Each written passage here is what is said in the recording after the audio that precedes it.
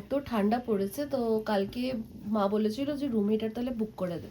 Room heater যখন বুক করতে গেছি তখন দেখাচ্ছে 9 তারিখে ডেলিভারি করবে।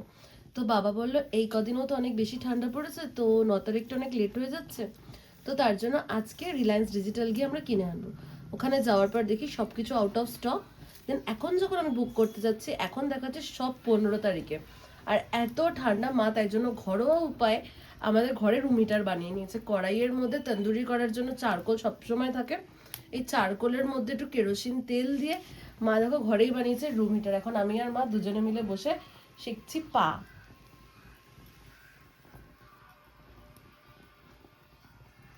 আর এই বুদ্ধিটা তোমরাও একবার ঘরে অ্যাপ্লাই করে দেখতে পারো।